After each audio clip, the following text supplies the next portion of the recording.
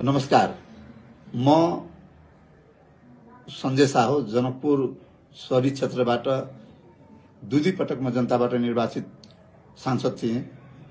सानो पार्टीबाट मलाई ठूलो पार्टीका प्रत्येक नेताहरूले बलजस्ती झुटा मुद्दामाथि झुटा मुद्दा लगाउँदै मलाई 12 वर्षदेखि कारागारमा राखेर अपराधी बनाएर राखेको थियो। म अनुरोध गर्दछु सम्पूर्ण जनजी पुस्तालाई, म जस्ता सताएका सम्पूर्ण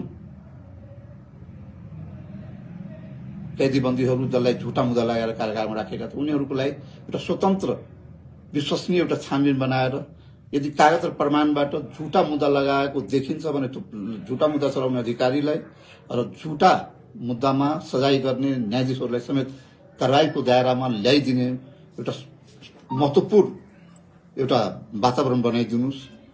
चिन्ता के छ भने 47 सालदेखि नै जति पटक दमन भए, जनताको पक्षमा बोल्ने मान्छेहरूमाथि दमन भए, त्यो जम्मै पटक यो झुटा मुद्दा लगाउने गोली चलाउने मान्छेहरूले उन्मुक्ति पाएको छ।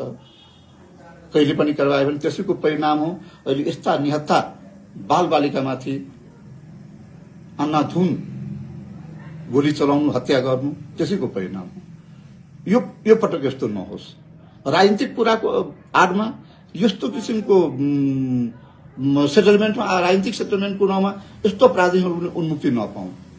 अहिले जुन यो बच्चाहरूमाथि गोली चलाउनेहरूलाई र म जस्ता झुटा मुद्दामा फसाएका मान्छेहरूसँग यदि प्रमाण छ उसलाई फसाएको र पुष्टि हुने अवस्था छ भने त्यस्तो झुटा मुद्दा चलाउने अधिकारीहरूलाई, गलत फैसला गर्ने न्यायाधीशहरूलाई समेत दलको झोलेहरू जुन बसेर जुन सबै ठाउँमा बसेको छ उनीहरूलाई कारबाहीको दायरामा ल्याइदिन म अनुरोध गर्छु। जनजी पुस्ताको यो आन्दोलन वास्तविकमा यो कल्पनाभन्दा बाहिर छ। हाम्रो जेनेरेसनले यो सोच्नु पनि सक्दैन थियो कि यस्तो पनि हुन सक्छ। म त कारागारमा बसेर सधैँ चिन्तित र म दुखी भएर बस्थेँ कि नेपाली जनताले मुक्ति पाउने कहिले हो।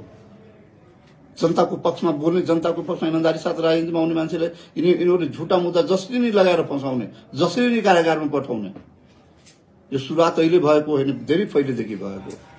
जहिलेदेखि यिनीहरूको हातमा सत्ता आयो त्यति बेलादेखि आफ्नो दलीय आतंक मचाउनलाई, उसलाई प्रतिरोध गर्ने, उसँग प्रतिस्पर्धा गर्ने व्यक्तिहरूलाई यिनीहरूले यस्तै झुटा मुद्दामा लगाउने, फसाउने, आत्मसमर्पण गरेर उनीहरूको सामनेमा जानु पर्यो। होइन भने उनीहरूले यस्तो झुटा मुद्दामा लगाउने, फसाउने गरेकै हो। म सम्पूर्ण जेनजी पुस्ताको आन्दोलनलाई म सलाम गर्दछु र म जस्ता फसाएको सम्पूर्ण व्यक्तिहरूलाई इन्साफको लागि म निवेदन गर्दछु। धन्यवाद।